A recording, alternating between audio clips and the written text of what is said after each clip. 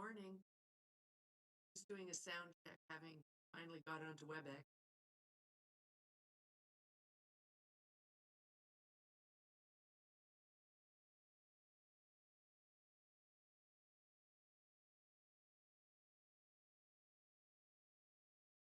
Good morning.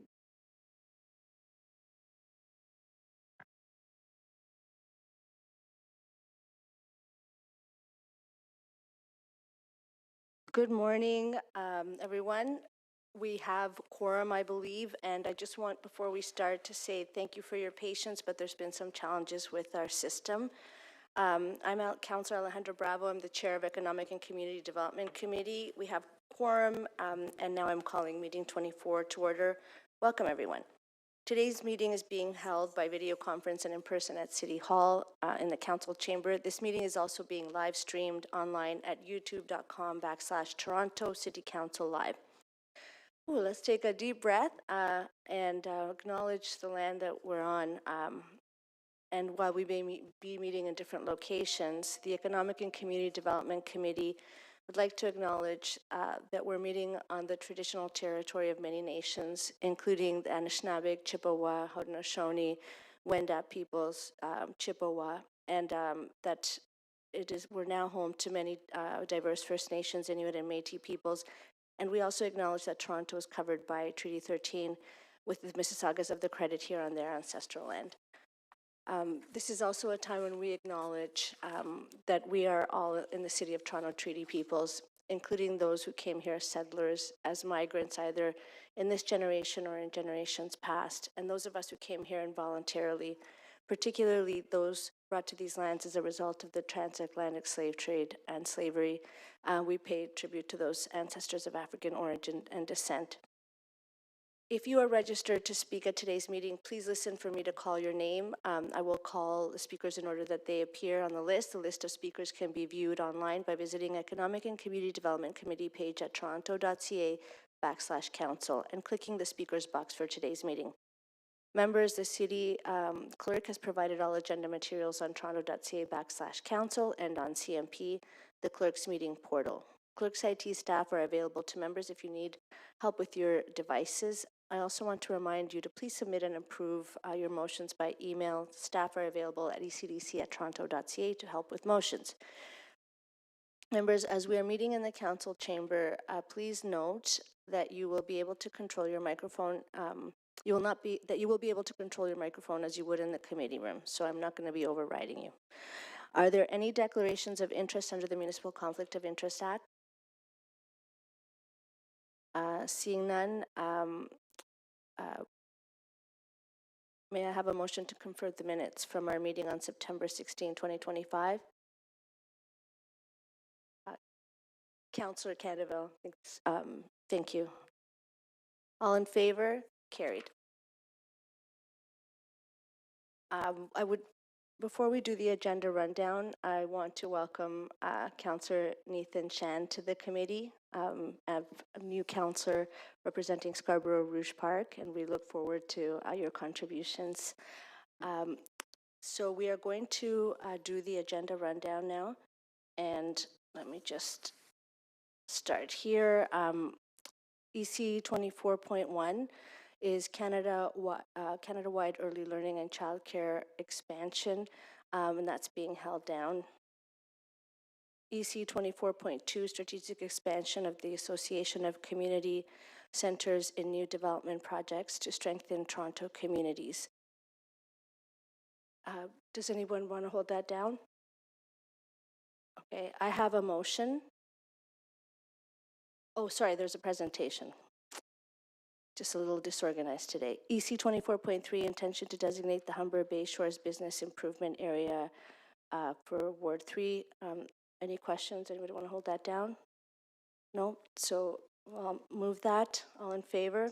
Opposed? That's carried. EC 24.4, advancing Toronto's green future, key findings for strategic vision, and that's for all wards. For this one, I will be moving to defer, and clerks will display the motion.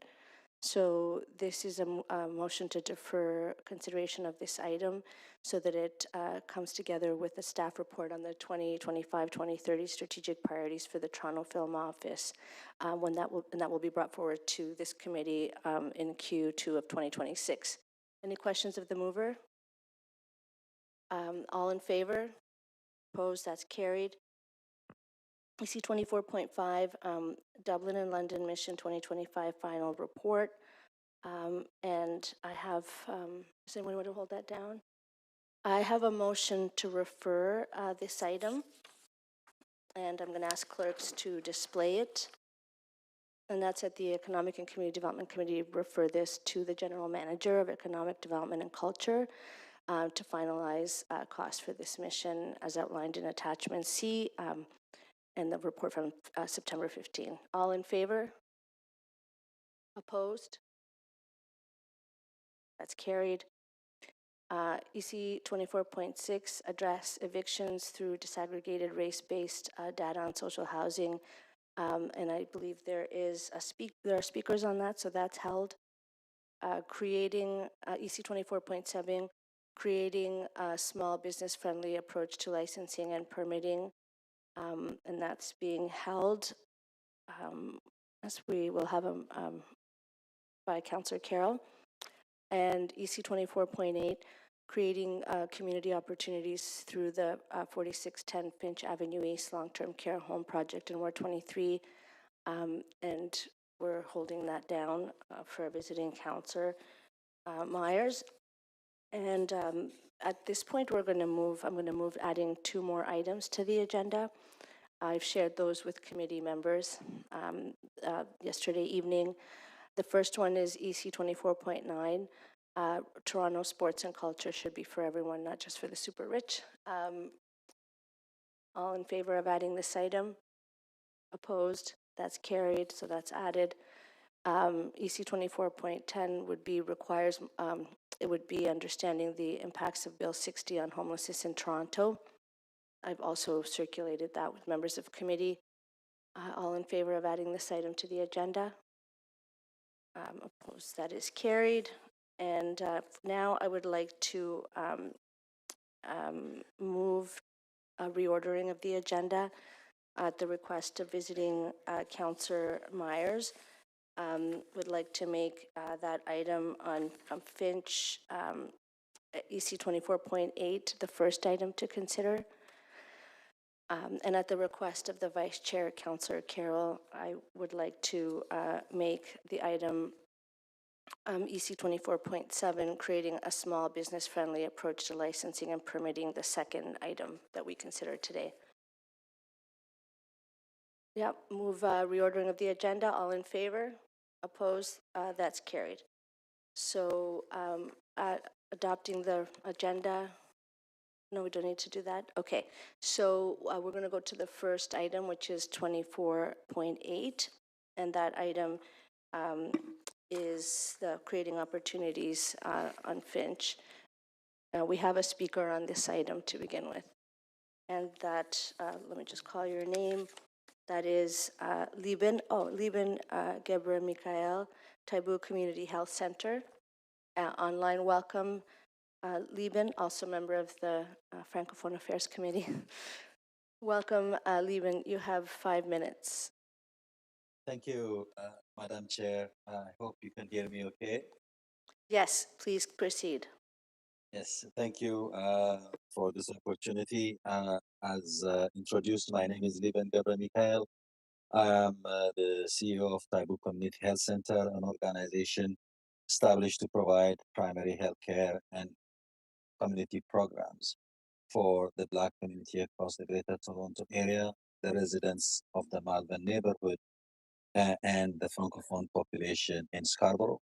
I'm here to support the exciting opportunity of the seniors long-term care facility being built in Scarborough.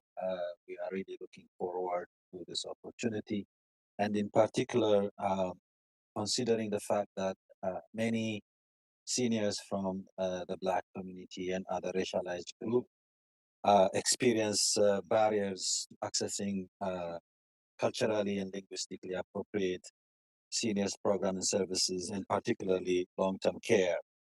Several research show that culture and language play a significant role during golden age or older age. We know that at this particular time, connecting back to roots, connecting back to culture, connecting back to language and stories and traditions is a critical um, opportunity for seniors to continue with their quality of life. Studies also have shown that seniors from the Black community and other racialized groups are underrepresented in assisted living and other types of support during their golden age. And so the uh, building of this long-term care in Scarborough, and also the opportunity to have a designated space for Black seniors in this facility is going to be a tremendous support and opportunity for many Black seniors and other immigrants and racialized seniors.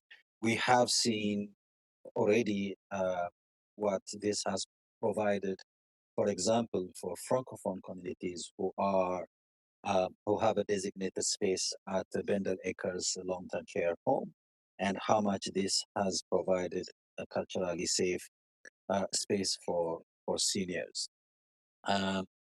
Taibu has a strong and long-standing relationship with the seniors in the Malvern and the Scarborough neighborhood through our signature project called the Ubuntu Village Project. And this project has reached out to over 4,000 seniors and has engaged uh, 200 active seniors who are leaders of programs and activities. We have demonstrated that when people are engaged, they can co-design programs and is based on their culture, their tradition, and their language, not only representation, but we have also seen a positive outcome in their well-being, in their activities, in their self-determination, in their participation in communities and other civic engagement. I know this has been shown in different ways in Scarborough. We are also sharing this model with other community groups so that we can engage seniors in a meaningful way. So this is a great opportunity. We fully support this opportunity. We are also, and on behalf of the board, the staff, and the community that we serve, Taibu is also committing to supporting this initiative in any way possible by providing the culturally appropriate services, the linguistically appropriate services to those seniors who are going to be part of this long-term care. We will work with other city divisions as we always do and support our seniors in the community. Thank you, Madam Chair. Thank you for your deputation. Are there any questions of the deputant? Councillor Myers, 5 minutes. Thank you, Chair, through you. Thank you, Levin, for coming in to give a great deputation. I just have one quick question. Could you just break down a bit of what you mean by culturally appropriate care? What does that actually look like when it's implemented? And do you have like a specific example you could think of in this particular context? Thank you, Councillor Myers. So when we say culturally appropriate services, I think the first thing at Taibu, what we have learned is, the communities themselves define what culture and tradition means to them. So that is one thing that we always do, is work with the community to define what that means for them. But from the examples that we've done, uh, you know, uh, you know, we know music, storytelling, uh, art activities, healing circle, drumming circle. These are the kind of things that our seniors have, been. This is how they grow up. This is who they are. This is their tradition, and so this is going to be part of the the culturally appropriateness that we think about. I can give you an example of a community member that I know of whose father is in a long-term care. They are in a very beautiful long-term care, and all the kind of services that is provided is, as per their description, is perfect. The only thing that is challenged is traditional food is not available there. The activities that are facilitated for the seniors does not include some of the things that I have mentioned, that is related to this person's culture, where they come from, and particularly in this, in those moments of golden age, if I might say so, we always go back to where we were, where we come from, where our roots are. And so there was a mini pilot project that was conducted where volunteer students were going into the long-term care and sharing some activities, including, listening to old folk music, reading poetry, using cultural artifacts to do games and arts and stuff like that. And we could see the difference in this person's engagement and how they were feeling during the day when these activities were, the contentment, the satisfaction of those activities. So when we say culturally appropriate, it includes different things. Food being also one of the central issues. We know how food is very, very central to who we are and how we engage, but also all these other activities that we know get people to go back to their roots, their identity, who they are, which also creates a sense of safety, a sense of comfort where they are. If they are cognitively challenged, these are the activities that will take them back to a safe and comfortable space, which improves their quality of life while they are in the long-term care. Great, thank you so much. Thank you. Any other questions of the deputant? Questions of staff? Councillor Myers, 5 minutes. Thank you. Through you, Chair, I just have couple quick questions. So the first question is, could staff just give a bit of background on what the Ministry of Long-Term Care Homes Cultural Pilot is and how it would apply in this situation? So thank you, Chair, for that question. The Ministry of Long-Term Care and working with Ontario Health have a current cultural pilot program happening right now, which Bendale Francophone program is part of. And they are collecting significant data, and it's across the province. And it's to respond to exactly what was described through Lee Ban's and Councillor Myers' questions, responding to the needs of seniors living in long-term care so that they can have a culturally appropriate services. They are currently working on collecting the data, and when we reached out to Ontario Health, who takes a lead on this work, they are determining how best to roll it out in the future. So we have connected with them to have the early conversation about the potential of this project, which is very, very good. And we will begin to work with them in more detail about a year to a year and a half from opening of the home. Thank you. And I guess in your work, I know you're new to the LTC file, but have you seen a need, I guess, within your time of this type of specific culturally appropriate care for Black, Caribbean, African seniors? Yes, most definitely. We have seen this need to ensure, because currently we try to meet the needs of all our residents. And if we have particular homes that have a larger cultural group there, we'll try to provide more cultural programming and food, but it's very challenging in the mixed setting. So the idea for our home is to have a floor or two, depending on the need, which we can do very specific programming and address the needs of food, music, culture, art, entertainment, to meet the needs of this large group that has been underserved historically, particularly in the Black community. And then we see the struggles that happen when they can't get appropriate long-term care services and the impacts that it has on family overall.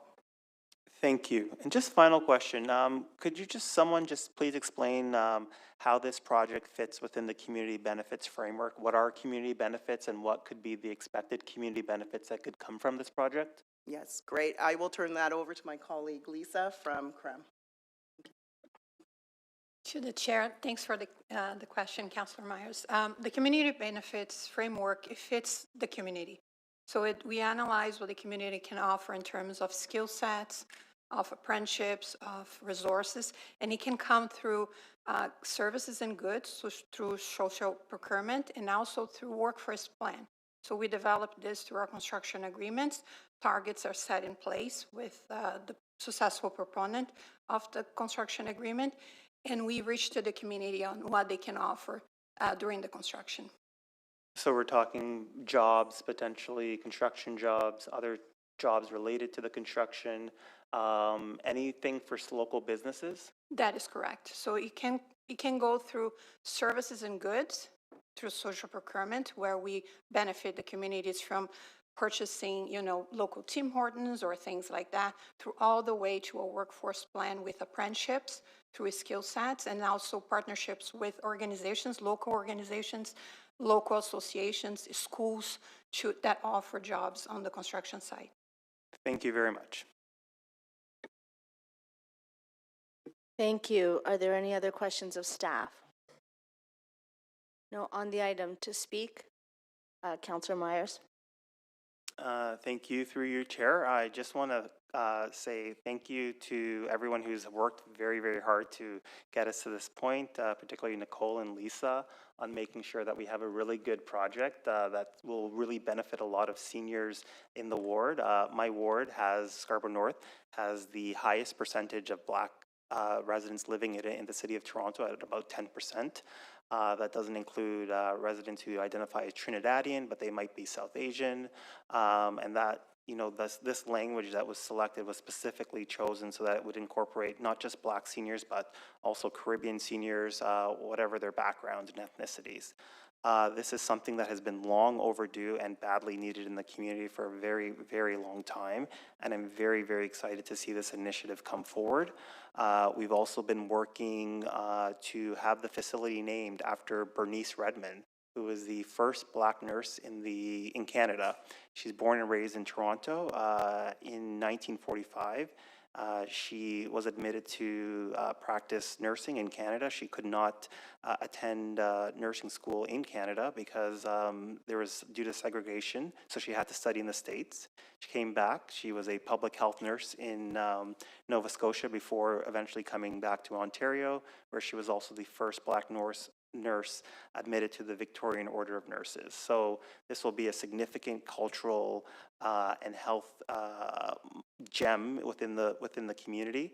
Ward 23 is blessed in that we have several of these types of institutions. We have Yihong, Yihong and Mongshong, which both serve the Chinese community primarily, but in Yihong, and they have specific floors that serve other communities. So they have a floor that serves Japanese seniors, and they have a floor that serves South Asian seniors. We also have the St. Peter's and Paul Retirement Residence, which primarily serves Ukrainian seniors. About 50% of their population is Ukrainian, and 50% comes from the rest of the community. So we are very, very well accustomed to this type of seniors care home in my ward, and I'm really, really excited to see this initiative come forward. Thank you. Thank you. Are there any other speakers? I just want to add my thanks to the General Manager of Senior Services and Long-Term Care and the team, and of course the leadership of Councillor Myers for this innovative approach to services. So all in favor of the item?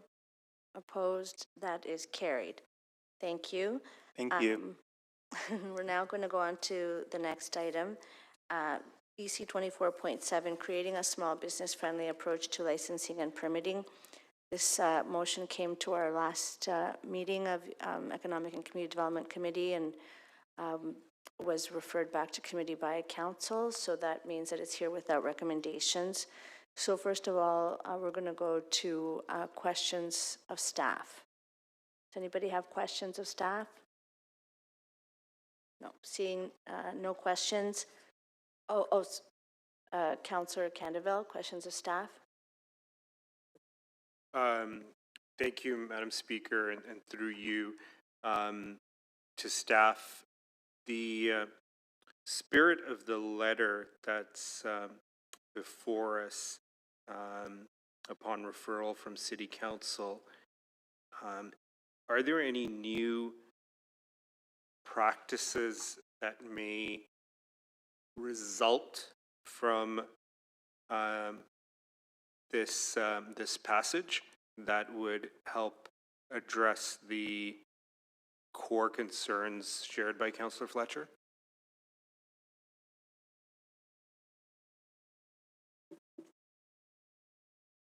Through the chair, I think the core concerns that are raised in the letter are valid in the sense that assisting businesses through this transition of this new licensing regime is a priority for the city.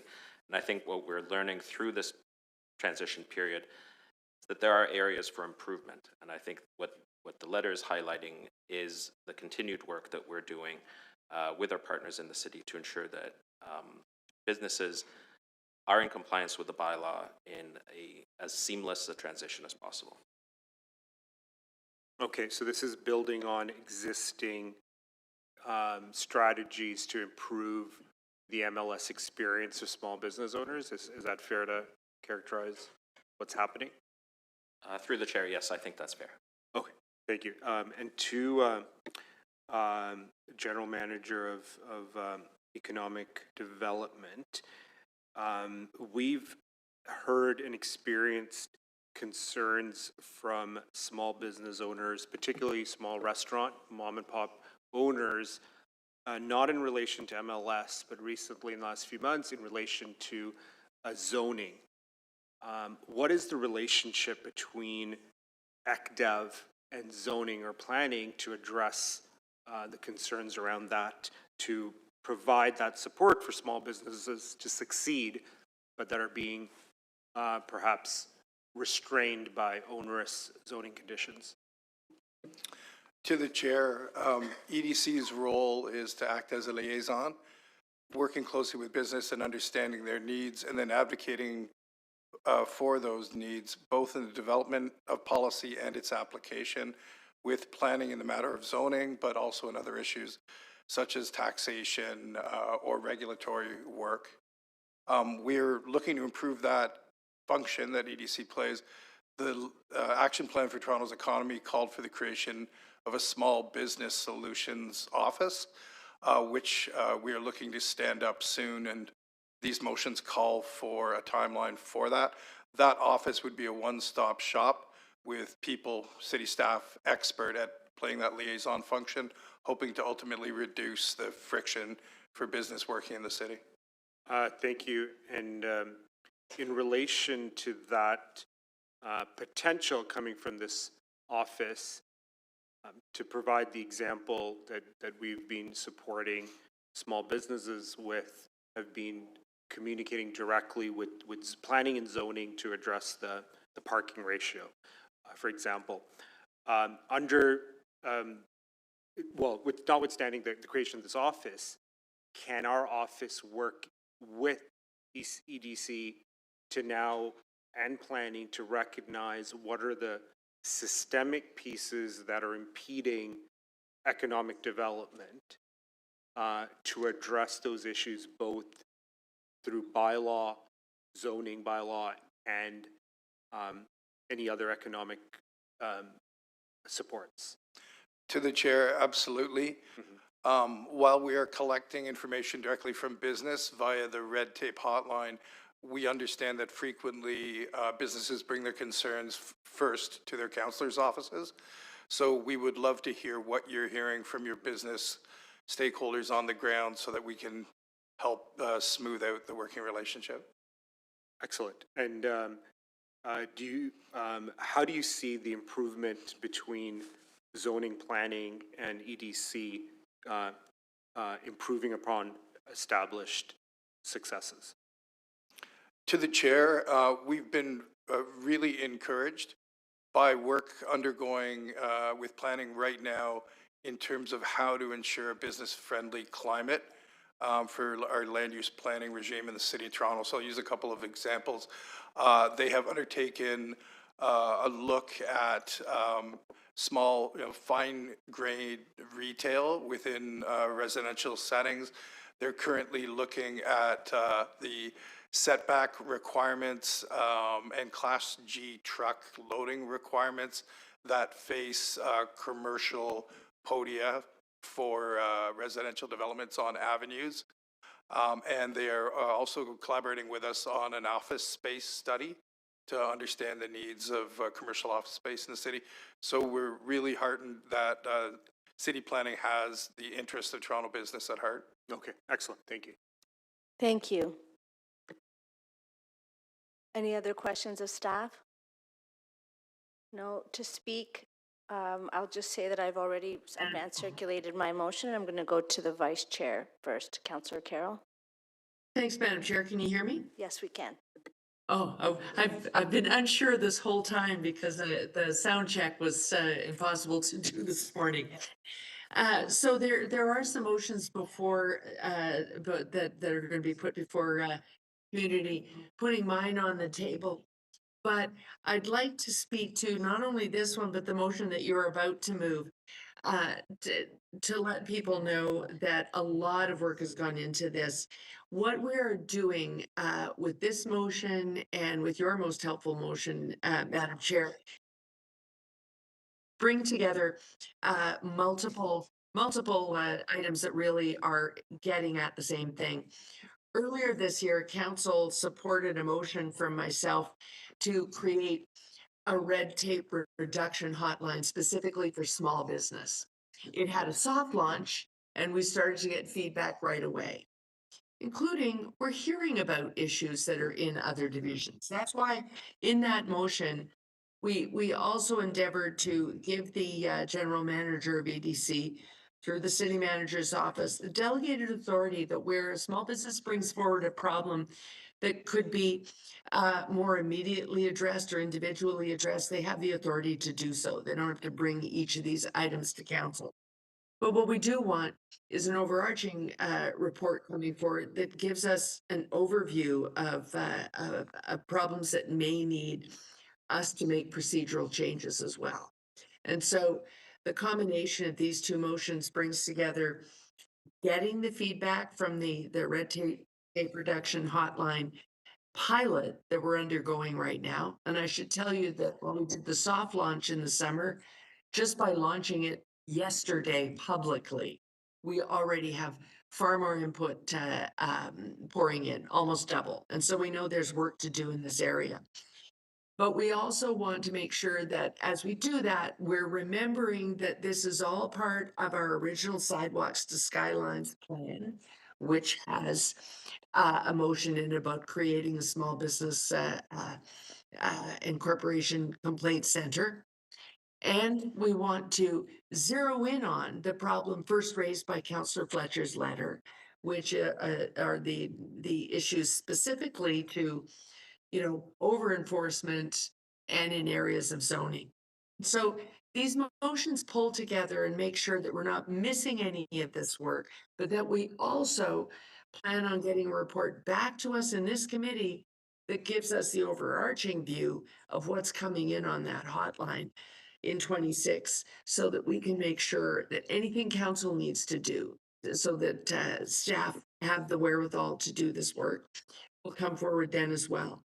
So I think the combination of these two motions means that members of this committee can be assured that that's happening. And then anything they hear from small business, they simply need to tell them to go into that red tape reduction portal and make sure that it's in there so that it will become a part of the work that staff bring back to us later. Those are my comments. If there are any questions on the motion, I can answer them. Any questions of the mover? Councillor Candeville? Chair Bravo, I'm struggling to find the motions. Where have they been posted or advance circulated or emailed?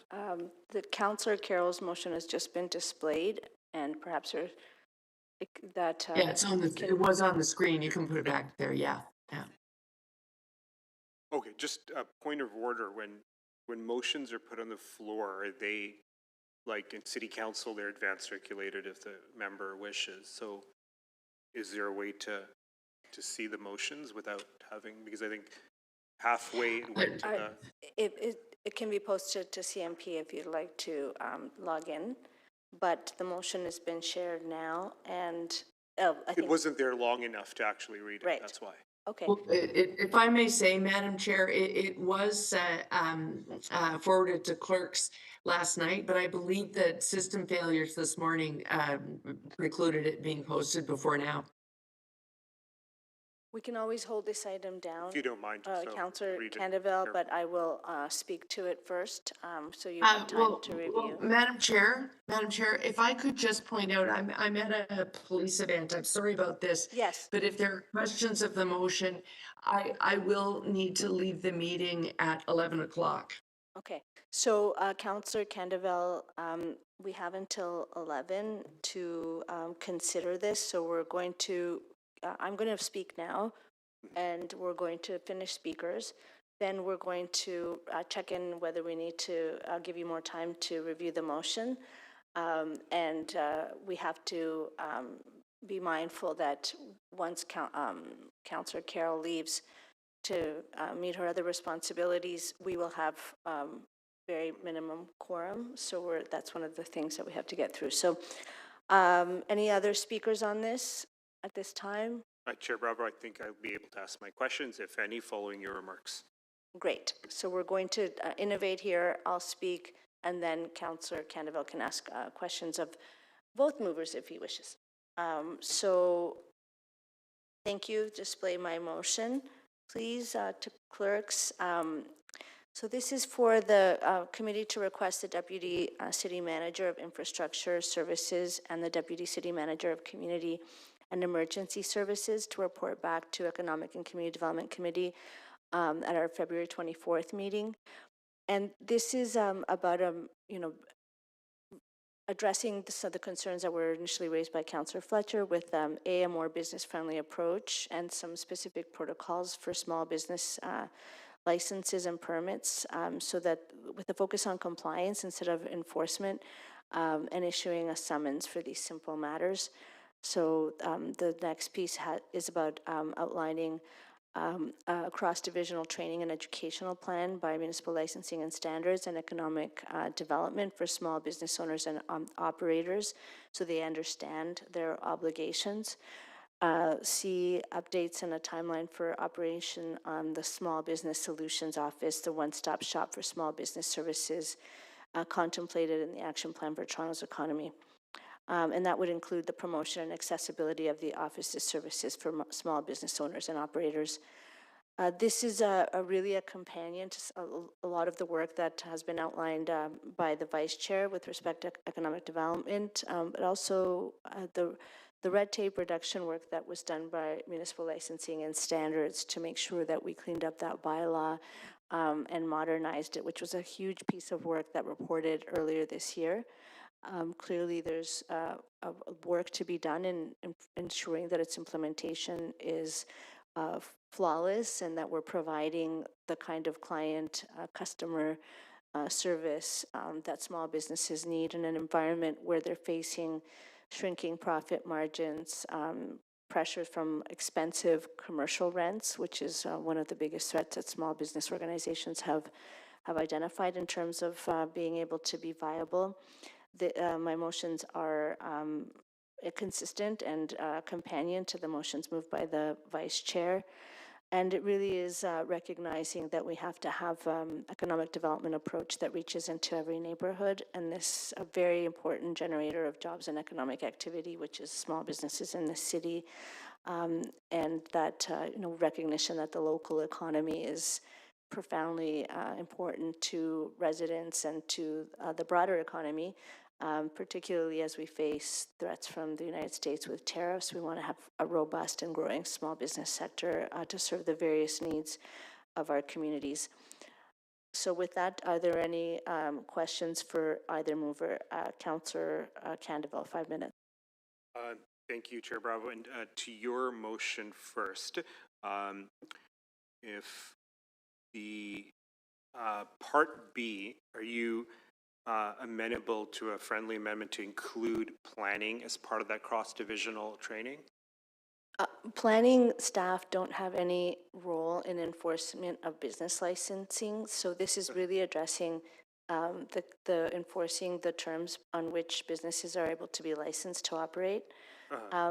I believe that what you're referring to, which I think is crucial and will be the subject of forthcoming reports, including the report on neighborhood retail, but in other reports as well, that have to do with how, through land use planning, we incentivize or support or enable a robust small business sector, which largely has to do with the cost of the size of commercial spaces and their cost, and where they can be sited and what.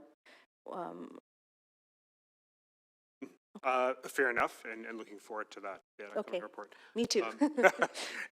To Councillor Carroll, thank you for these motions. Couple of questions. The red tape hotline, do you have a rough understanding of that pilot? How much did it cost, and did we bring in new staff or expand the responsibilities of existing staff? Well, at the moment, it's the latter. We've expanded the existing staff in economic development.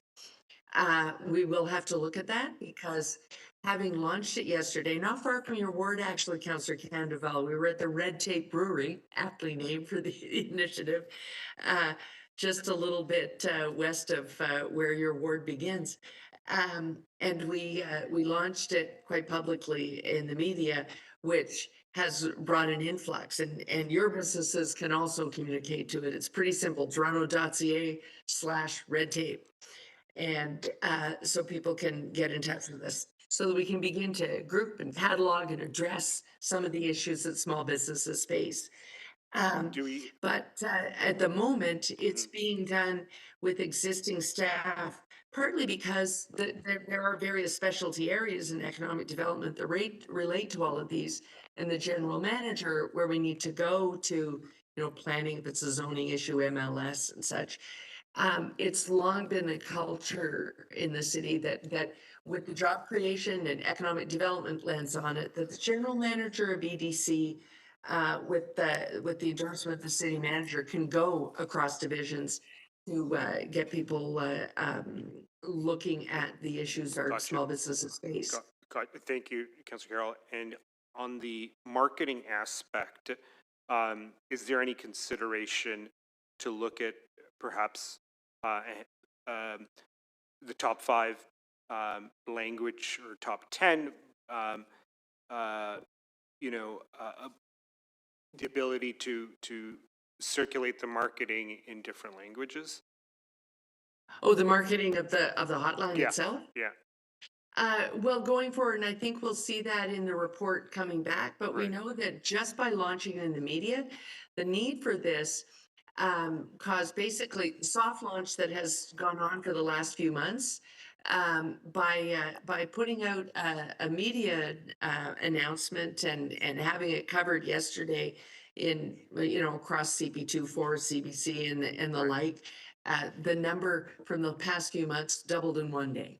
So we know that the initial marketing of this actually did generate a lot of interest. Yeah. We also have coming up this week on October 29th, we have 5,000 small businesses of all shapes and sizes within the small business definition and of very much diversity, all coming to our annual small business forum. Okay. Where they will hear a lot about this. Yeah, I think that would be terrific if the preliminary marketing materials could be made in languages that councillors request them in. We can certainly get the word out and appreciate this hotline. It's certainly something that's growing in our ward. Thank you. Thank you. Are there no more speakers, I believe, on the item? The first motion moved by Councillor Carroll. All in favor? Opposed? It's unanimous. On my motion, all in favor? Opposed? That's also unanimous. Thank you very much. And we have the vice chair for another 26 minutes, so I'm going to advise members of committee as elegantly as I can that if you need a break, take it now, or you're glued to your seats. Thank you all. Thank you. So we're going to go back to the top of the agenda, 24.1, Canada-wide early learning and childcare expansion update, and we have a presentation. Oh, no presentation? My apologies. That was last month or a month before. Do we have questions of staff? No question. Oh, Councillor Candeville, questions of staff. Sorry, I thought there was a presentation as well. Thank you, Chair Bravo. This has been a longstanding issue in my ward. Of course, as staff know, one of the high priority areas in terms of need for childcare. And to that, to understand the ecosystem, can staff speak to, is there a correlation with, we know the identified high priority wards in regard to the number of applications from service providers to relative to other wards that are well serviced? Yeah, through the chair, thank you. What I'll say is we have had 5 application windows for the Canada-wide program since its launch, inviting operators to opt in. We have a dedicated growth capital plan right now with applications. We do see applications from across the city, of course, but there's a number of conditions that need to be met, which are provincial conditions or federal conditions. However, what I can say is our first priority, as those applications come in, is to make sure that we are putting or building childcare where we have partners in the wards with the most, with the greatest inequities. I'll also note that earlier this year, as a result of the infrastructure funding, which is new, we held a growth and engagement session with all operators and invited them to come in and give us feedback on the process. Do we see a disparity in terms of applications coming from well-serviced wards and high priority? What I would say is many of the applications are coming in from agencies who have capacity, meaning both financial and operating capacity. The Y, Macaulay, LEF, and those operators operate across the city. So they operate in Scarborough, in North Etobicoke. Is it possible to, as a follow-up offline, to get the data on the number of applications Absolutely. going back 5 or 10 years? We have the data, and we can define where they're coming from, yeah. Oh, that'd be very helpful.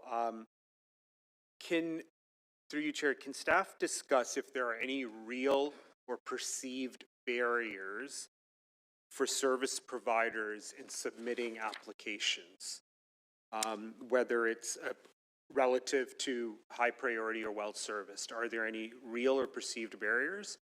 Through the chair, absolutely, there are barriers. I think the greatest constraint is the funding. So although this is called a capital and directed growth program directed by the province, there is actually no capital dollars associated with it. So it's contingent upon operators to secure that capital funding.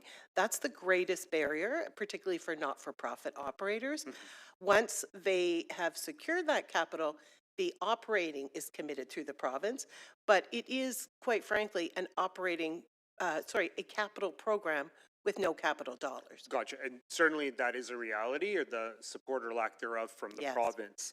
But in terms of the capacity of service providers, and as we know, there's variation in terms of their capacity, are there any cultural impediments to how we provide support or areas of improvement to provide and improve the capacity for service providers that may not be institutional, that may exist in high priority areas to come forth? Yes, in fact, our plan prioritizes operators who are wanting to serve Indigenous families, Black-led agencies serving Black families, and Francophone operators serving Francophone families. So those are part of the prioritization.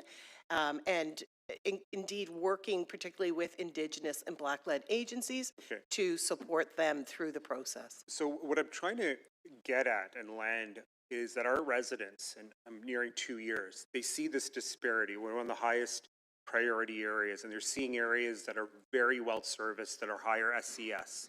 Folks may not be interested in the mechanics, but they see disparity, glaring disparity. What are we doing? I know there's the element of capital from the province that's necessary. What Levers that we have available to us to respond and grow are through our 10-year capital plan, projects with school boards where the school board funds those projects directly, and working with planning on community benefits projects. So those are the levers that we can access to build childcare across the city. And in the past couple of years since we launched Canada-wide, we've seen close to 5,000 new spaces created through those levers. Chair, I have one more question. I'm happy to wait for a second round. Okay. Through you, Chair. I think that's a good assessment of where we're at. There is the role, without a question, province needs to play. I think members of my community and across Scarborough are looking at where is it as a priority within our own existing broader capital infrastructure budget. Is there any conversation or consideration that we need to look at our bigger budget as opposed to the Children's Services Department budget to infuse greater capital dollars from our bigger City of Toronto budget? Is there any consideration for that? Through the chair, we do work closely with financial planning, but you're correct. Our capital budget is funded mainly from reserves, debt fund, and then we also have the benefits charges. So if what you're talking about is dedicated capital resources from the city, I think that would be a matter for council to consider, along with the many other priorities that we have. Thank you. Thank you. Any other questions of staff? I'll just ask quickly about the bigger picture here to build on Councillor Candeville's questions. Can you describe how within the early years in childcare services plan for 2025 and 2030, which you have brought to committee and has gone to council, where barriers for equitable community access to childcare, in what ways those are being addressed, and how much, that's my first question, and then I'll ask a more historic question after that. Thank you, Chair. So the barriers for childcare include obviously growth, as we already spoke about with Councillor Candeville. Additionally, we are seeing that as childcare becomes more affordable, the demand has increased, creating additional barriers for our most vulnerable families. So that would be our families receiving a fee subsidy, both in Toronto and across the province. That trend is evident. So it's really contingent on us to continue to work on that and try and work with council and our community partners to understand how we can reduce those barriers. Some of that work is underway in terms of policy, but I do think there's lots of opportunity for us as the city to lead the way in that area. The councillors identified or characterized that there's some areas of the city that are childcare rich and other areas that are childcare impoverished or have relatively fewer services. And I understand from what you're saying and answers that a space requires both a capital piece and an operational piece. Is there a historic dimension to why there's concentrations of spaces in certain parts of the city versus others? Absolutely. So this is historic, just the way development in the City of Toronto was. There's much more childcare that was built and developed in Toronto under the former Metro. The outlying cities did not build as much childcare. So this is historic, and we are working to correct that with the tools that we have available to us. But certainly, we do see that disparity. So childcare was a bigger priority in the old metro old, and was yes. significant investments, and now the amalgamated city is responsible for ensuring that there are other former municipalities that may have not have as much capacity built, that we catch up and correct that. Okay, thank you. Thank you. Any other questions of staff? Okay. And to speak, I understand, Councillor Canaville, that you have some motions. Yes, two motions building on our conversations with staff yesterday and today's question and answer, and they're on the events or circulated and on the screen, looking to continue our prioritization efforts and to provide capacity building supports. Pretty straightforward. Our city's framework was designed to ensure that capital investments are proportional to community need. That means resources should flow first to the places where gaps are the widest, where families have waited the longest, and where access to important services have lagged behind. In theory, this is excellent, and we've closed some gaps in needs for childcare and support services. That being said, even when accounting for differences in population density, many communities remain critically underserved in access to this essential infrastructure. 7 wards are designated at high need, and 2 are highest need. In all, 9 of these wards, fewer than 30% of children have access to adequate childcare services. We continue to see slower improvement rates in high priority neighborhoods compared to those that already enjoy a medium or even low priority status. That is the opposite of what our framework was designed to achieve. Priority status must be paired with actionable steps through which we make every budget and capital planning decision. To that, I'm moving these motions, and this motion is about ensuring that our collective investments are distributed in a way that reflects the lived realities of all of our residents. We must examine how the city gathers local knowledge and community expertise when determining the location and nature of programs that serve specific high priority neighborhoods.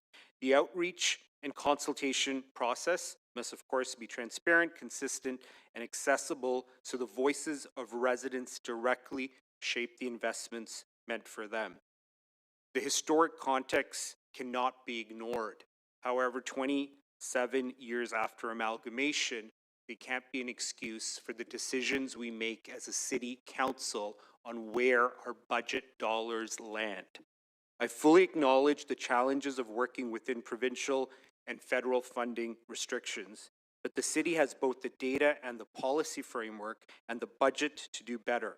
We have the ability to direct resources where they can make the greatest impact and directly assist in-need communities with accessing these critical infrastructure funds. These motions seek to ensure that supports are reaching the neighborhoods designated as high priority by making sure communities see funding and avenues to raise their voices, perspectives, and more importantly, build capacity. I hope colleagues can support these motions, but more importantly, advance the necessary conversation of budget in our city council process and outlook. Thank you. Any other speakers? Vice Chair Can I ask Carroll, a question of the mover, Madam Chair? please. I just want to be able to clarify the intent of the motion. I think I understand it, but I just want to be sure. You know, I have childcare going into my ward because of growth. It's negotiated into the buildings, and so you know, if that's the only way we're developing capital in childcare right now, then that's going to build in an inequity. It means we're going to put it where growth is. I have no problem if the province comes forward with their part of the $10 a day program, which is to provide the capital expansion, if they come forward, I have no trouble with that going to the areas that aren't receiving childcare through development and growth. Your motion's just asking us to take that into account. It's not asking that we move growth negotiated childcare, is it? No, clearly not. I think it's a reaffirmation of how we prioritize capital, but it's speaking to the greater work, in my opinion, that needs to be done in building capacity for service Oh, providers, yes. which The is part two of the mainly motion, the I part quite agree two. with, Yeah, yes. exactly. So Yeah. it's reaffirming an obvious commitment we have, but I think that's important to do that, particularly in light of a request to the province and federal government. But I do think, as I spoke to in the end of my comments, a bigger discussion at council through budget process, how we should consider looking at a greater envelope for capital coming from our budget process, and that should be considered as part of addressing this clear inequity. Our communities are looking for solutions. We've got a lot of context and answers, and but I think we need to look at where our infrastructure dollars, whether it's reserves, whether we give direction on how CBCs are allocated, that addresses this clear disparity. Okay, thank you. Those Thank are my questions, Madam Speaker. Any other, Thanks. thank you. Any other questions of the mover to speak? Um, I will speak briefly to say that I'll be supporting Councillor Candavel's motion. I believe because mostly they are very consistent with what is already set out in what is essentially a strategic plan for 2025 to 2030, that Children's Services has moved forward and that Council has adopted. There are decades and decades of underinvestment in certain parts of the city where residents chose to elect people that didn't want to raise property taxes, and therefore there's infrastructure that's missing. I can say that, for example, in the old city of York, where half of my ward, there was a significant number of school-based childcare centers which continue to operate. However, schools were closed with a declining population, and that's created a lot of pressure. In the old city of Toronto side of my ward, in Davenport, there was a declining population and many schools were closed, and now there's a race to accommodate a boom in babies and small children, and school age needs continue for that to serve that age group up to the age of 12. It's important that we close the gap because childcare is crucial to the human development of our residents and is an enabler for family economies, for women in particular to enter the workforce, allows children to arrive much better equipped to handle school, is a key driver of inclusion and participation in the labor market. So I think it's important that we consider that community benefits contributions are needed where they also are generated, and we can have a robust debate at council about reallocation of resources, but truly what we need here is a provincial government that will invest in expansion of spaces, and there was a very specific and important attempt to do that, and with the willing school boards, and the fact that the provincial math did not allow or in fact sabotage that approach would have ensured that we had childcare spaces opened up in partnership with school boards. The second thing is, if we want more resources, one of the things that we have to do is support growth, support in densification.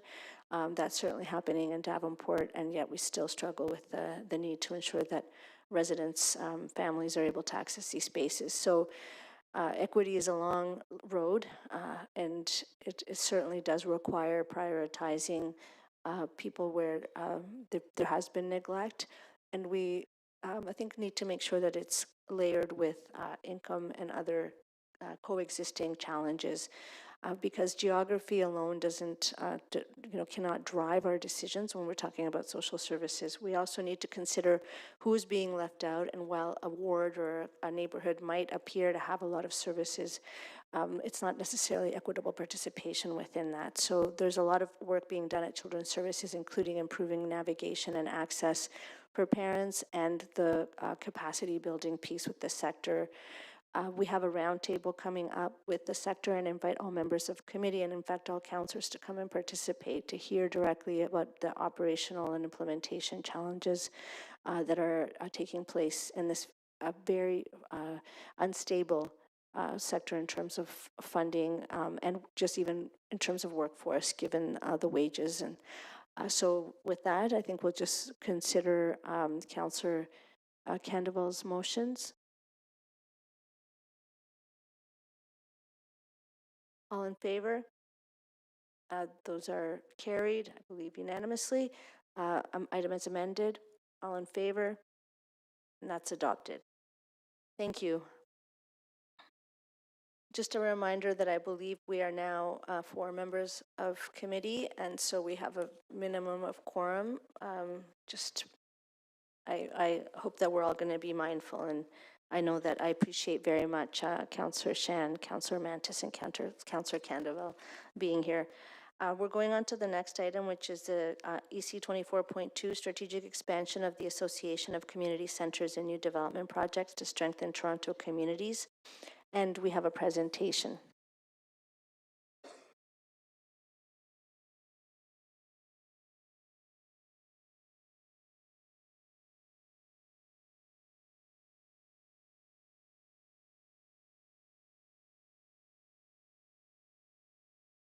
The Association of Community Centres, AOCs, in Toronto is a unique network of city agencies. The AOC.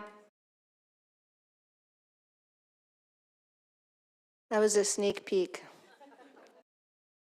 Nice trailer.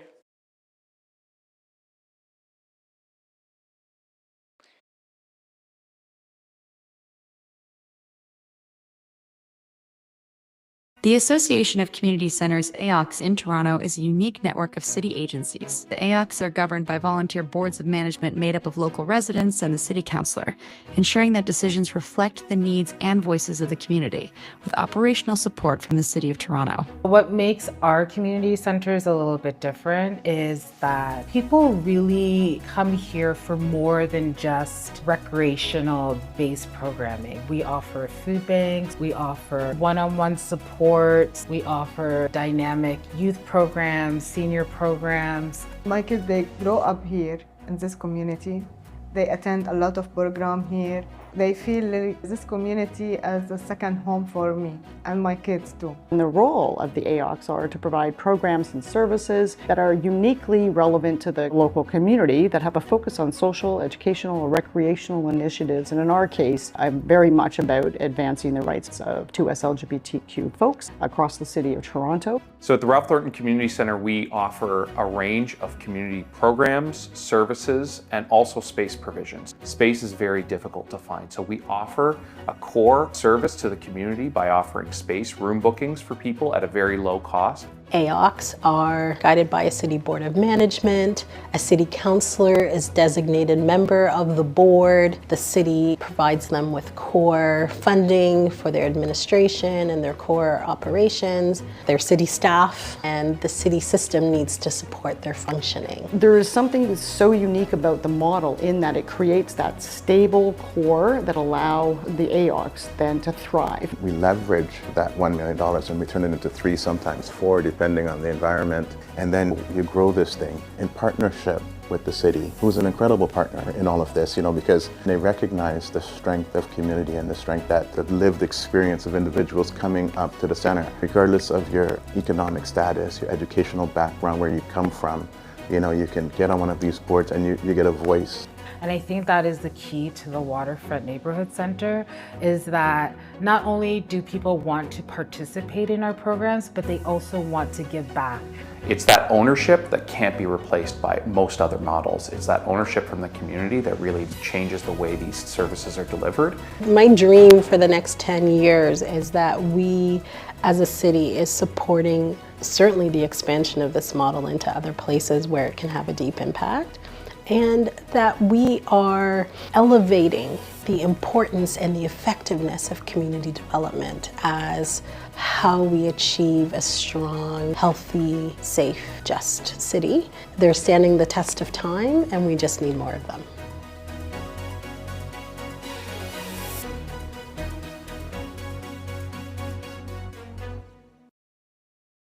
Thank you very much.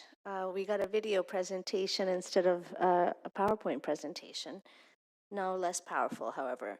So now we go to questions of staff. Any questions of staff? Councillor Shen. Thank you, through you, Madam Chair. Just in terms of the locations and their histories, many of them were built many years back, I'm assuming, and predominantly located in the downtown area.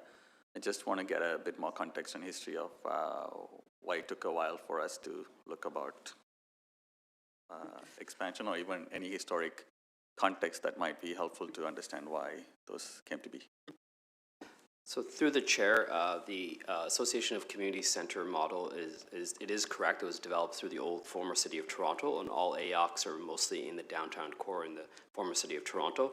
No AOC expansion has been approved by council in over 30 years. What's really exciting is through council's direction in the 2024 expansion report, it provided the pathway towards expansion. And in this report, through the chair, we're outlining specific place-based assessments that we can take to help ensure the expansion of AOCs, a proven community development model across the city from each corner and areas that are underserved currently. Thank you. Thank you. Any other questions of staff? No. To speak, Councillor Shen.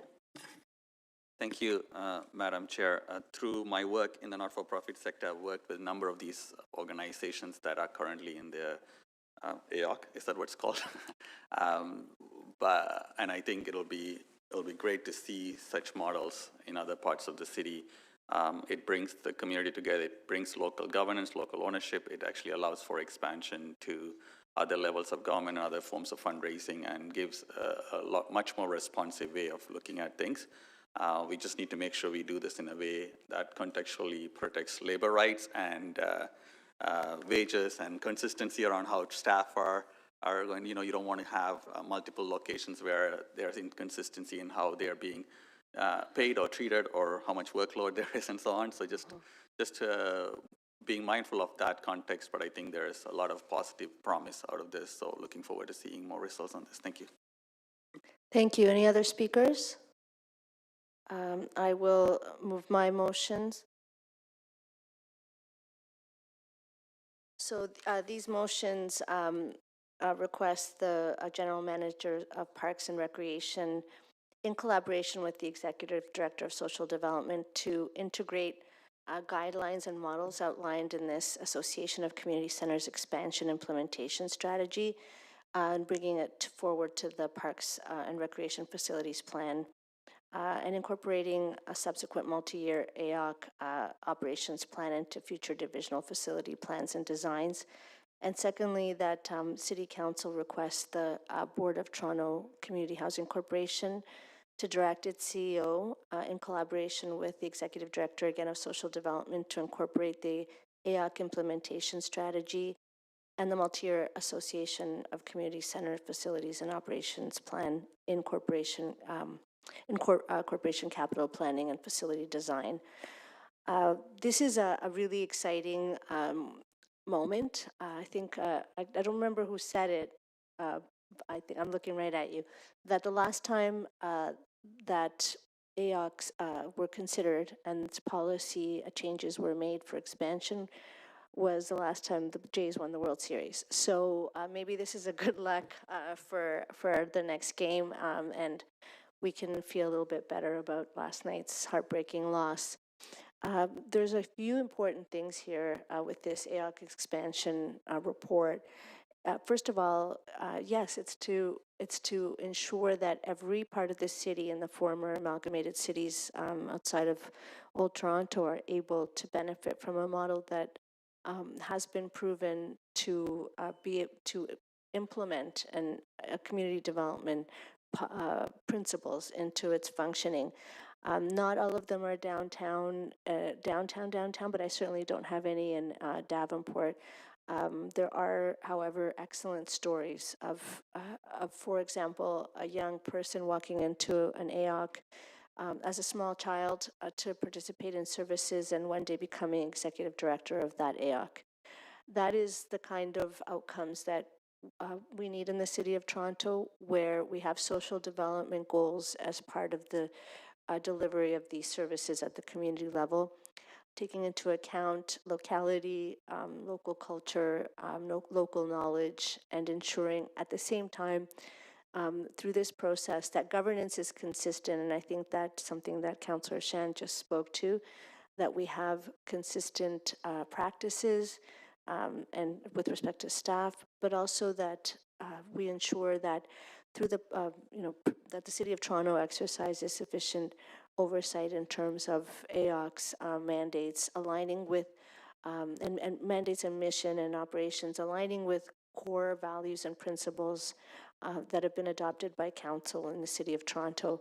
So this is excellent news. It's excellent work. We have huge opportunities all over the city, and this interdivisional collaboration, I think, will allow for real specialization within these two divisions and ensuring that we not only provide excellent service, but enable real pathways to leadership and participation, particularly in places where socioeconomic data indicates that success is urgent. With that, I would like to put the motion back up.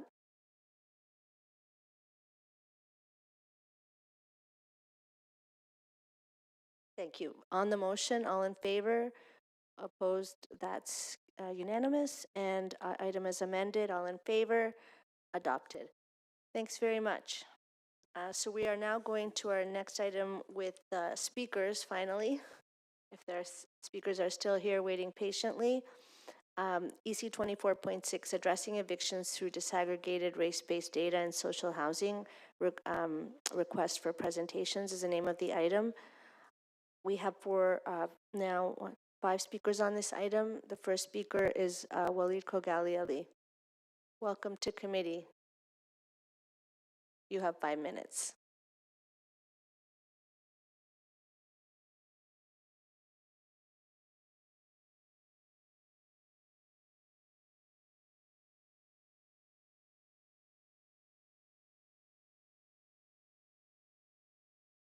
Yeah, you sit right on the hot seat there. Go ahead, you have 5 minutes. Thank you, Councillor. Good morning, Chair and members of committee. My name is Walid Kogali Ali, and I serve as the co-chair of the Regent Park Neighborhood Association. I'm here on behalf of residents, tenant leaders, and community partners across Toronto. We're urging this committee to take decisive action on item 2025 EC 24.6, addressing evictions through disaggregated race-based data in social housing. This item is not just about data, it's about accountability, fairness, and justice for the tenants most at risk of being silenced by the systems that are supposed to protect them. The urgency of this issue. Across Toronto, Black, Indigenous, and racialized tenants are being disproportionately evicted, relocated, and threatened with loss of housing. These are not isolated cases. They're systemic outcomes of policies that fail to measure or correct inequities in enforcement and access to legal support. Without disaggregated race-based data, we can't see where these disparities occur, and if we can't see them, we can't fix them. I want to talk about Paul's eviction, Paul McKay, who just yesterday morning, Toronto Community Housing enforced the eviction of Paul, a long-time tenant at 155 Sherbourne Street. Paul's case is based solely on unproven allegations connected to a pending criminal charge that has not yet been heard or decided in court. There's no conviction and no rent arrears are alleged. The landlord and tenant board proceeding went ahead without Paul's participation or representation. He had lost access to his email earlier this year, could not receive hearing notices or Zoom links, and had no legal support despite attempts to contact DCHC Legal Services.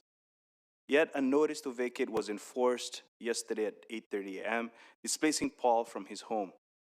This eviction contradicts DCHC's stated commitments to fairness, accessibility, and equity, and it exposes serious procedural gaps that harm tenants with limited digital access, disabilities, or other challenges. Paul's case is not an exception. It's a warning. When a tenant can lose their home without arrears, without representation, and before any court determination, it signals a failure of due process and a breach of our collective duty to uphold human rights in housing. Let me go on to another case of Zulekha Hussein and Reem Saad. We also continue to advocate for Zulekha Hussein and her daughter Reem Saad, Black Muslim tenants who were evicted from TCHC in August 2024 under Section 69 and 89 of the Residential Tenancies Act without legal representation. Reem was hospitalized shortly before the eviction, and both are now in temporary housing through community support. Their case illustrates systemic anti-Black inequities in TCHC's eviction framework. The Black Tenant Participatory Committee has not convened since 2024, leaving no tenant-driven accountability body despite more than half of TCHC tenants identifying as Black or of African origin.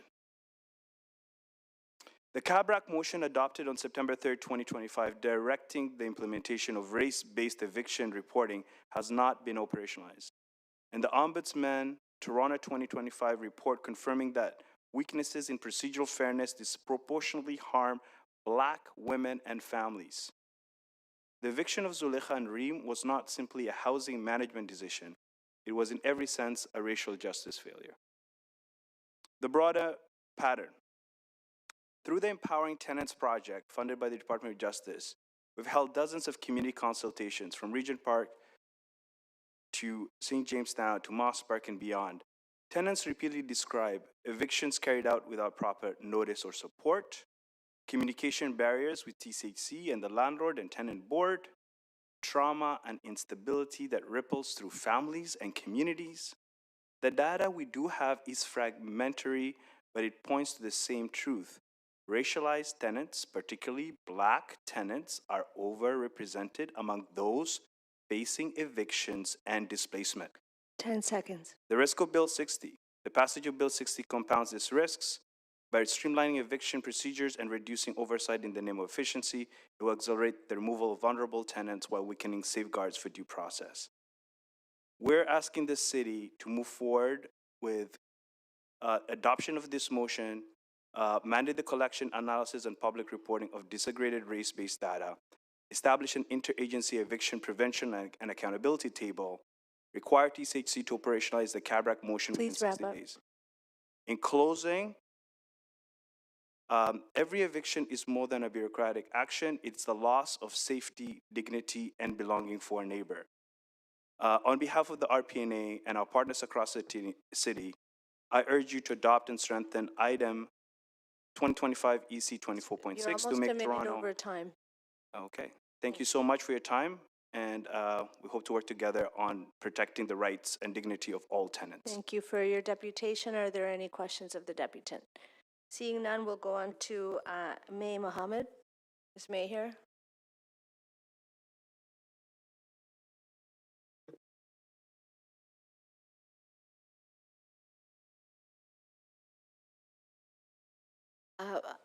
Perhaps May Mohammed is online. If you are May Mohammed, can you unmute yourself online? We're just trying to discern whether the name appearing on our screen corresponds to this potential deputant. Okay, we'll come back to that. The next speaker is Miguel Avila Velarde. Welcome to committee. You have 5 minutes.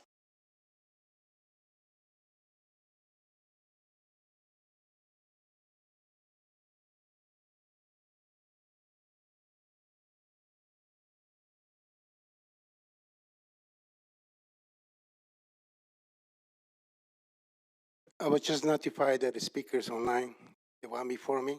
Okay, we'll call her after you speak, because she didn't identify herself. Go ahead, you have 5 minutes, Miguel. Thank you. Thank you very much, Councilor Bravo. Thank you for allowing me to speak. I don't know if I can connect my laptop.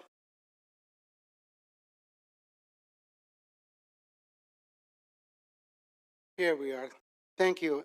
So I'm here in support of the CABRAT motions to request the landlord TCSC to provide a list of how many evictions are happening in the Black, Indigenous, Asian, and white people, like who just, Waleed mentioned, lost his home yesterday at 8:30 in the morning. This information is important so that we can tackle what is happening in our community. Last Saturday, we have an important community town hall meeting where tenants came to talk to us, tenants to tenants, about the struggles living in Regent Park.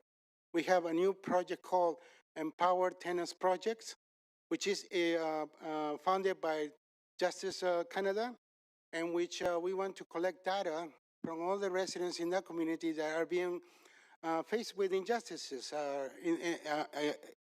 unfair increases on rent from the market residents living in the condominiums. We want to know how many residents are being evicted for criminal charges that has not been proven in court. I am one of those who has an N6 notice pending over my head. And it is the result of me protesting the current state of violence in my community due to increasing noises in our building, especially at nighttime. I think I addressed this concern at the Housing Rights Committee that we need to increase funding for transitional housing to ensure that new residents moving into the buildings where people are aging in place their lives are not interrupted, disrupted because of new residents who are moving in.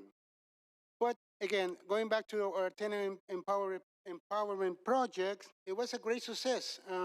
We have almost 200 residents of Regent Park attending this meeting, and that shows that the interest in this problem. So without funding from the Legal Aid Ontario, many residents who are receiving N5, N6, et cetera, notices to appear in court are not legally represented.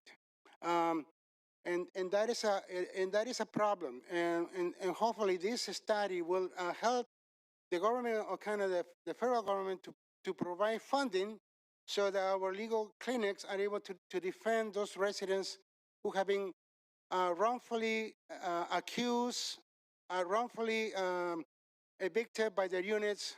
How many of them are Indigenous? How many of them are Black? How many of them are Asians? We want to know so that we can fix the problem, have prevention eviction programs that the landlord should be providing rather than evicting everybody. At the same, we're housing every resident that comes from the shelters and encampments, but at the same time, we are displacing the long-time residents. How does it work? It's like a revolving door. New people move in, old people move out because they're not unable to sleep at night. Noises are a real health problem, and we have said this many times of Toronto Public Health that the increases in noises, high decibels, affects the mental health, affects the physical health And in my case, I have lost hearing in both ears due to decreased noises in my building. So I'm here in support of changes, profound changes that will help residents not to get evicted just because they're protesting unfair practices by the landlord. Thank you so much. Thank you. We're going to go back to May Mohammed online. Welcome to committee, May. If you can unmute yourself, you will have 5 minutes. May Mohammed? Hey there, can you hear me clearly? We can. You have 5 minutes to speak. Welcome. Thank you so much. Good morning, everyone. My name is May Mohammed. I'm part of the Confronting Anti-Black Racism Advisory Committee, and I'm here to express my support for this item, the motion to strengthen the data collection and transparency around evictions in social housing with a focus on race-based and equity data. This work is essential to ensuring that Toronto's housing system is not just affordable, but equitable and accountable. Without disaggregated race-based data, we cannot clearly see who is being most affected by evictions and arrears and what systemic barriers are driving those outcomes. We know from lived experiences and from previous reports, including the Ombudsman's finding, that Black, Indigenous, and other racialized residents are disproportionately affected by evictions and housing instability. But knowing that is not enough, and we need the data to guide some real measurable change. Thank you. Thank you for your deputation. Any questions of the deputant? Now we're going to go to Ina Labuschagne, who's online, I believe.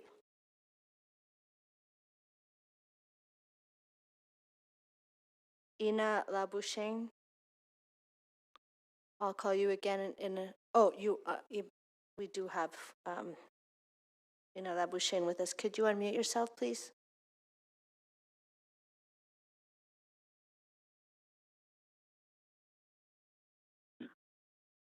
Hello. Sorry about that. No problem. Welcome. You yeah. have 5 minutes. Okay, thank you so much. I am agreeing with the speakers so far that we really should be able to gather data that will help us to stop these, or give us some idea as to who is being evicted and why. I know that TCHC says that they try to do different things to, catch people from falling through, but we really need to see who it is that's being evicted, and that's not just with TCHC, but even with the market rent, for reno evictions, people may not understand that they have a right to go back to the apartment if they're being evicted because they're renovating, or a lot of people, I think that maybe they get evicted because they don't understand the paperwork when it comes. So if we could see that data, then maybe we could help, with legal services or with multilingual paperwork or something to help so that the evictions stop, because it is, social housing is the last kind of step. So where do these people go and what happens to them? And they, all have different, backgrounds in lives and things that have happened. And so we really should, I don't see what the problem is with getting some data that we can understand who is being evicted. That's all I have. Thank you. Are there any questions of the deputant? Seeing none, thank you for coming to speak to us at committee. The final speaker is Paul McKay. I believe Paul is here in person. Welcome to committee, Paul. You have 5 minutes.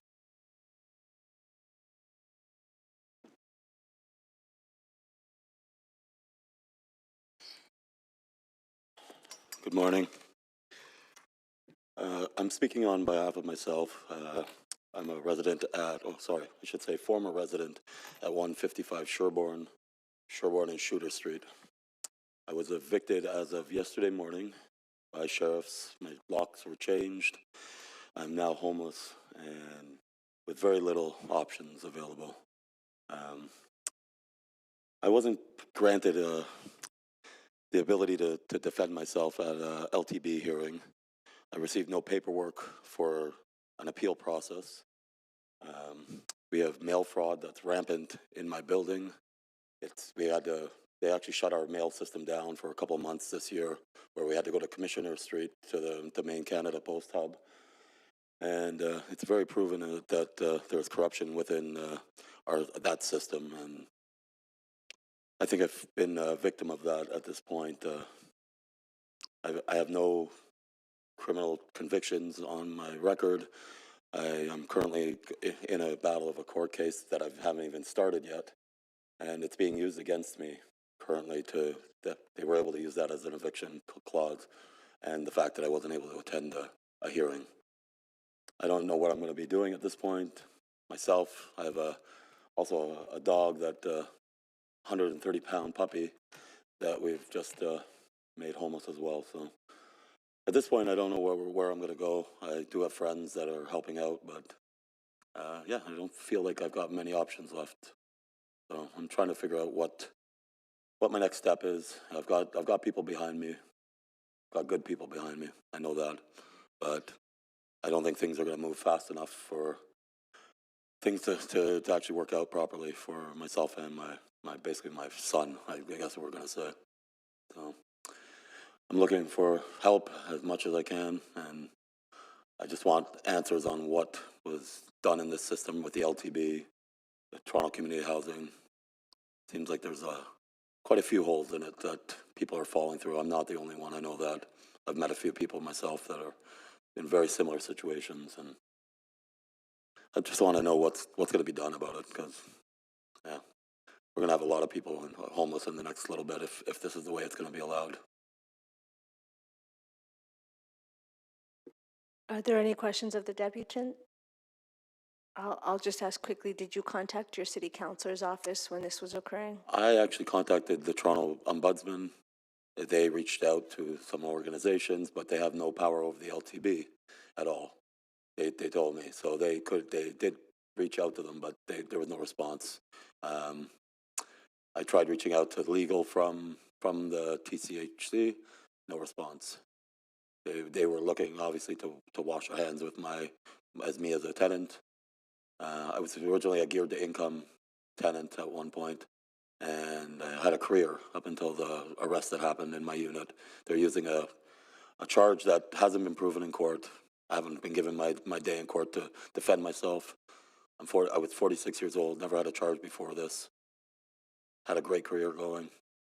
Worked at the Metro Convention Center as a lighting and electrical specialist on all the trade shows.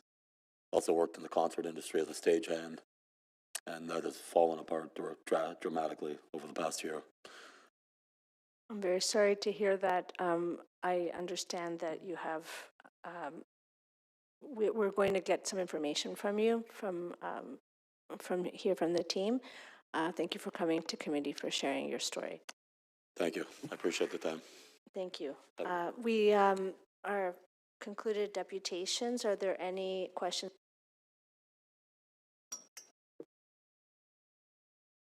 Councillor Mantis, questions of staff.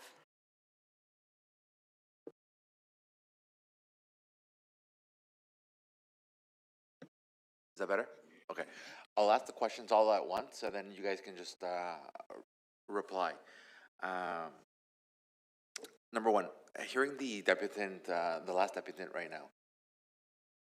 All evictions or court matters with TCHC, because of a Canada Post strike, what is the way that communication has been handled, or that the letters have been delivered to the tenants?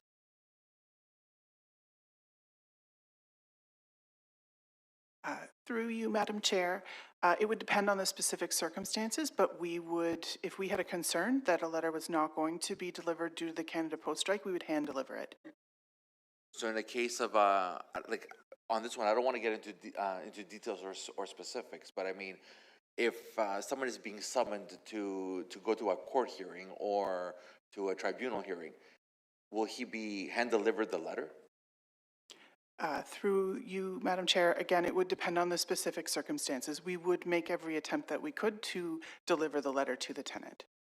Okay, and the other, and my final question is, hearing the, all the deputations, are we looking at only the, who is being evicted as data, or the why? Because sometimes I think it's more about the why than the who. Through you, Madam Chair, we would be casting a wide net to look at both the who and the why in terms of the data. Absolutely. Perfect. Thank you so much. Any other questions of staff? Seeing none. On the item before us, all in favor? We need you, Councillor.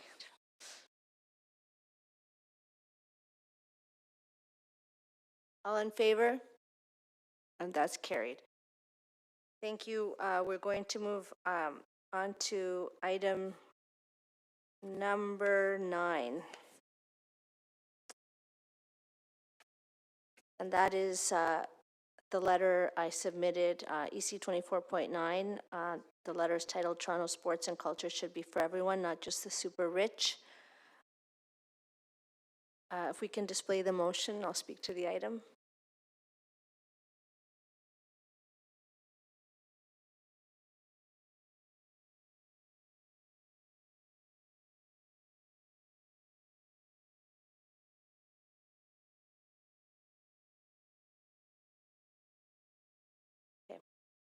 Thank you.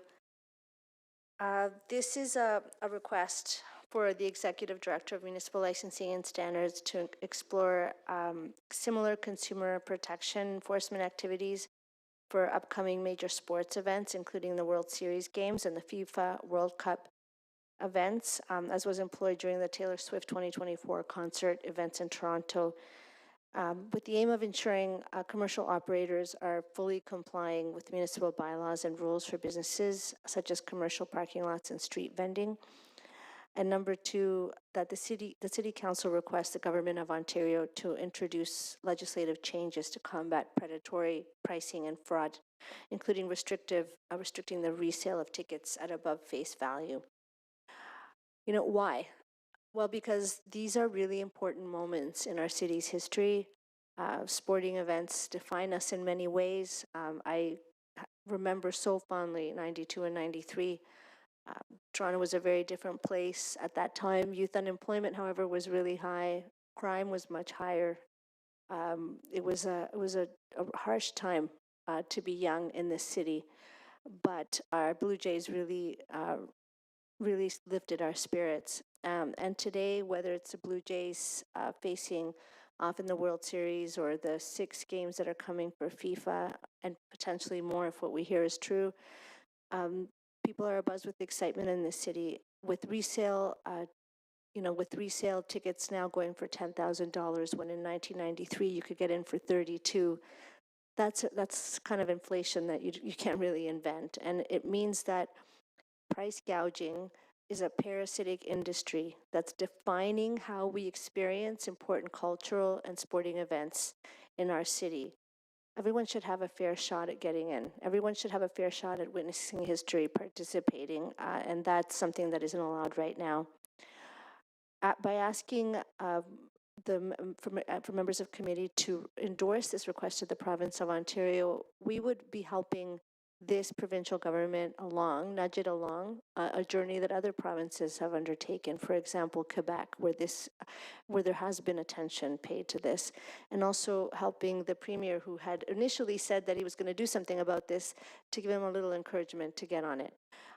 It's perhaps a small thing, but it's a quality of life thing to know that when you live in a city, you have a real chance of being part of these critical moments. That's my motion. Are there any questions about the motion?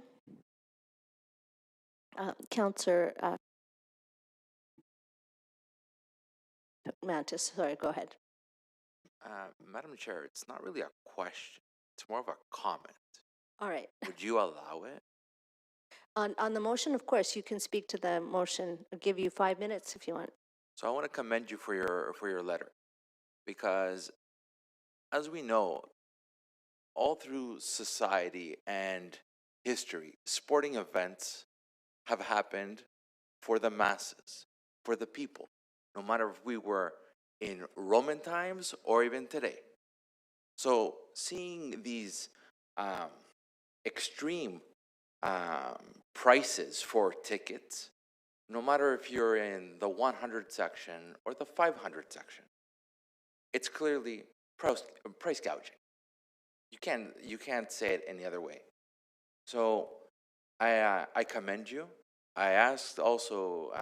I'm also asking Premier Ford to help, because, as we all say, it's for the people, and we should be supporting everyone in society. So thank you for allowing me to make those comments. Thank you, Councillor Mantis. Any other speakers? Councillor Candeville? Sorry, it's questions. Sorry. Appreciate the spirit of the letter, and just out of curiosity, is there any capacity within City of Toronto jurisdiction to control the price of the tickets? No, this is an area that has to be attended to by provincial governments. That's why another province like Quebec would have taken action. It's not within our jurisdictional powers. To control the price of the tickets. Correct. And so the industry that's grown up, which essentially it provides no value to anyone, they buy a significant or overwhelming proportion of tickets, inflate their price, and then resell them to the public, who are then denied the opportunity to participate. And for example, with an artist, the artist doesn't gain anything either. Sorry, just to clarify, during our ongoing FIFA negotiations as a host city, was there capacity and space to negotiate a certain percentage of tickets at a certain price? FIFA negotiations are very prescriptive because of FIFA's rules, but I would just remind the councillor that there was these negotiations were done behind closed doors, and what was brought to council was very different than what has ended up happening. A $45 million contract has ballooned to $400 million. And the Integrity Commissioner, when we asked questions, found that there were problems with the way that that whole thing was handled under the previous mayor. So I wish I could say that I had more insight into what was requested, but you know, it is difficult to negotiate with FIFA, but if you think about how expensive those tickets are, if there will be a resale inflation on that, then it's really going to be excluding. Thanks for the clarification on jurisdiction. Thank you, Councillor Candeville. On the item, then, I think we have to wait to display the motion. No? Okay. All in favor? The clerk says it's okay. Let's save time. Opposed? That's unanimous. And then we're going to go on to our last item, which is EC 24.10, which we also circulated at the end of yesterday. That's understanding the impacts of Bill 60 on homelessness in Toronto. So with respect to the motions, it's for this committee to direct the General Manager of Toronto Shelter Services and Supports and the Executive Director of Housing Secretariat, in collaboration with our Chief Financial Officer and Treasurer and other relevant divisions, to report to the November 12th meeting of City Council with analysis on the potential impacts of Bill 60 on housing stability for Toronto renters, including the increased financial burden for tenants facing eviction, the potential cost for the city to have to bear the enhanced emergency shelter services in response, and housing and legal supports, and the contemplated changes to security of tenure or a further weakening of rent control. And secondly, that City Council requests the Association of Municipalities of Ontario to convene a province-wide research collaborative to prepare forecasts, models, and estimates for the province-wide impacts of Bill 60 on reducing housing stability and the need for municipal shelter and housing services. So I believe that we first are going to go to questions of the mover. apologies, I realize now, having introduced this, that we did have an addition live to speak on this item. Welcome to committee, Miguel Avila Velarde. You have 5 minutes.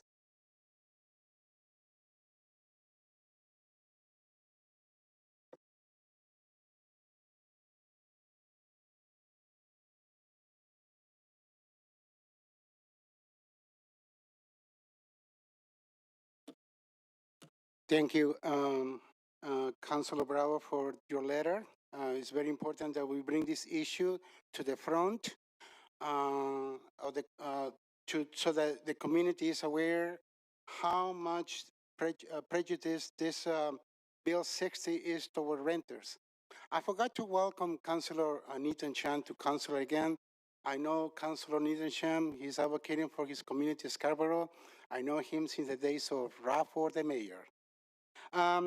So here's I don't know if you can see on my screen, Doug Ford government reverses the proposal to eliminate rent control. I want to thank all the activists, all the members of the NDP caucus at the provincial level, my MPP, Christian Wontan, for all this weekend, alerting the neighborhood, Acorn, everybody. We need to oppose to Bill 60 because this is going to affect all of us, renters and market rent, renters in Toronto housing, et cetera, et cetera, et cetera. So thank you all for alerting the community. How is it possible that this is going to happen when 18% of our youth is unemployed?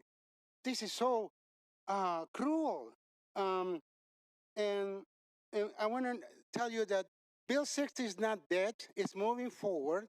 It says, according to the Federation Metro Toronto tenants, it says that the proposed bills changes to Bill 60 include silencing tenants from preventing them from raising critical issues like health and safety, disrepairs during hearings for rental arrears, removing compensation for those evicted for a landlord's own use, reducing the review period for LTV eviction orders from 30 days to just 15 days. Oh my God. Redefining late payment to allow eviction proceedings to evict after 7 days delay instead of 14. Brother Walid Kogali already mentioned how this bill will affect residents who are currently fixing eviction. And I agree with Walid's comments.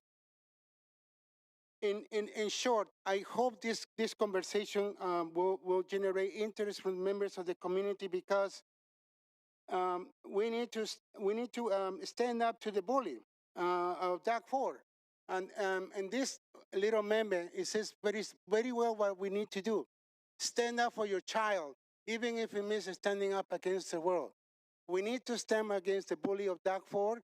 We need to stand up to him and his cronies and the conservative government for destroying the lives of the residents of Toronto. We are tired of him interfering in the business of the city of Toronto. We know what happened in 2018. It's time to say to Doug Ford, hit the road, Jack. We don't want you. We don't want to see you again. So why don't you just resign? Goodbye, Doug Ford. Thank you. Thank you for your deputation. Are there any questions of the deputant? No, thank you for coming to committee. Are there any questions of staff on this motion? Or members of committee? Councillor Canavelle, questions of staff. Thank you, Chair. Is there value for this motion to include the Office of the Commissioner of Housing Equity in TCHC?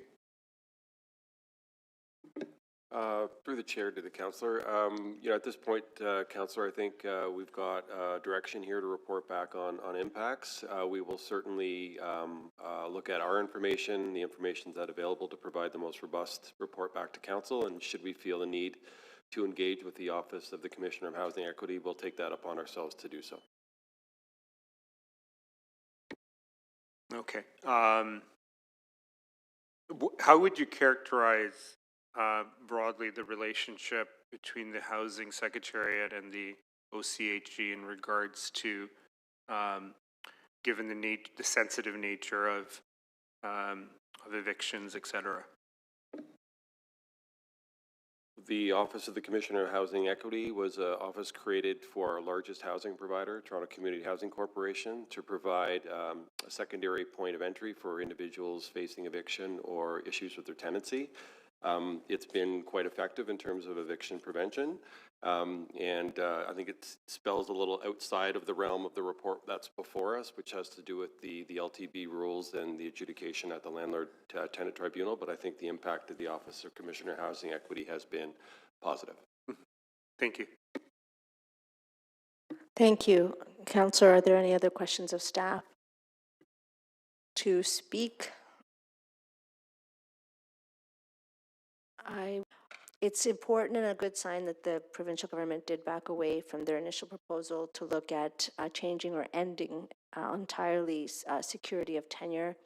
After outcries from the organizations mentioned by our deputant, including ACORN, the Federation of Metro Tenants Associations, the official opposition at Queen's Park, the opposition members, and in their tens of thousands, people have spoken up about what a threat this is. And in Toronto, with 50% of people being tenants, we're talking about a significant proportion of the population.